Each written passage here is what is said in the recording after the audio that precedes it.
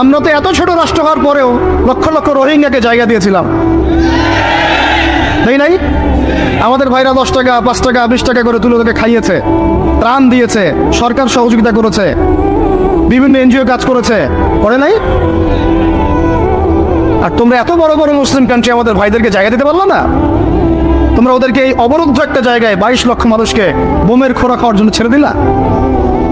আল্লাহ পাক তোমাদেরকে তেল দিয়েছিল, কোন ভাষায় বলবো আমি বুঝতে পারি না। আল্লাহ পাক এদেরকে তেল দিয়েছে, তেল, অয়েল, ব্ল্যাক গোল্ড। সবাই মিলে যদি বয়কট করে দেয়, ওদের একটা যুদ্ধ বিমানও ফ্লাই করবে না ইনশাল্লাহ। তেল ছাড়া কিচ্ছু করতে পারবে না ওরা। বাদশাহ ফয়সাল সৌদি আরবের প্রাক্তন রাজা ছিলেন, বাদশাহ ফয়সাল রাহিমাহুল্লাহ বলবেন, ওই একমাত্র সাহসী একজন নেতা দেখেছিলাম 1973 দিকে অয়েল বয়কট করে দিয়েছে। তেল দিব না, যা কি করার কর, যা তেল বন্ধ। তেল ছাড়া আপনি ইলেকট্রিসিটি পাবেন না, মিসাইলস উড়বে না, বিমান ফ্লাই করবে না, মিলস ইন্ডাস্ট্রিজ কারখানা চলবে না। একটা বছর যদি ওদেরকে কেউ তেল না দেয়, দেখবেন পায়ে নতজানু হয়ে আমাদের কাছে ক্ষমা চাবে ইনশাআল্লাহ। কোরআন করে সব তেল বয়কট করে দেওয়া যায় না? একটা সব রাষ্ট্র থেকে শক্তিশালী মিলিটারি ফোর্সগুলোকে নিয়ে একটা অনন্য একটা ফোর্স গঠন করা যায় না? সম্ভব না এগুলো?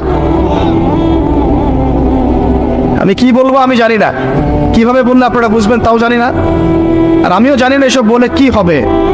আমি শুধু চাই আপনাদের মধ্যে একটা সচেতনতা তৈরি হোক, যাতে আপনারা আপনাদের পরিবার এবং পরবর্তী প্রজন্মকে বোঝাতে পারেন যা পৃথিবীতে চলছে এগুলো জুলুম। এই জুলুমের অবসান অচিরেই ঘটবে যখন আল মাহদি আসবেন এবং ব্ল্যাক ফ্ল্যাগস, কালো পতাকাধারী বাহিনী বের হবে ইনশাআল্লাহ। যুদ্ধ করতে করতে করতে করতে এরা বাইতুল মুকাদ্দাস পর্যন্ত জয় করবে। তোমরা আবার ওটাকে আইএসআইএস মনে করো না, ওদের মধ্যে অনেক ষড়যন্ত্র আছে। ইহুদিরা অনেক চালাক, ওরা কোরআন সুন্নাহ ঘাটাঘাটি করে আমাদের চেয়ে বেশি, কথা বুঝতে পারছেন?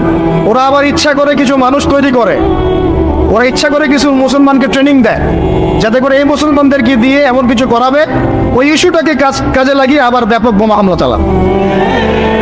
খুব সতর্ক, সাবধান। আসবে, আল্লাহর বাহিনী আসবে, যখন আসবে আপনারা এমনিই বুঝতে পারবেন ইনশাআল্লাহ, ঠিক আছে? আর আমরা আমাদের পরবর্তী প্রজন্মকে বোঝাবো, জানাবো যে ইনশাআল্লাহ অচিরেই সেই বাইতুল মুকাদ্দাস আমাদের হতে যাচ্ছে ইনশাআল্লাহ। বলেন দেখি, এক টেবিলে বসা সম্ভব ছিল না? ফোর্স গঠন করা সম্ভব ছিল না? অয়েল বয়কট করা সম্ভব ছিল না? ওদের সবগুলা পণ্য ঘোষণা দিয়ে বয়কট করা সম্ভব ছিল না? ওদের সব রাষ্ট্রদূতদেরকে বহিষ্কার করা সম্ভব ছিল না? ওদেরকে ডেকে নিয়ে থ্রেট দেওয়া সম্ভব ছিল না?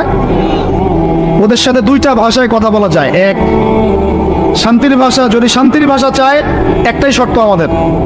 শর্তটা কি? এই পুরো প্যালেস্টাইন জেরুজালেম থেকে তোমরা বের হয়ে পশ্চিমা সভ্যতায় চলে যাবে, এখানে থাকতে পারবা না। যেখান থেকে আসছো ওইখানে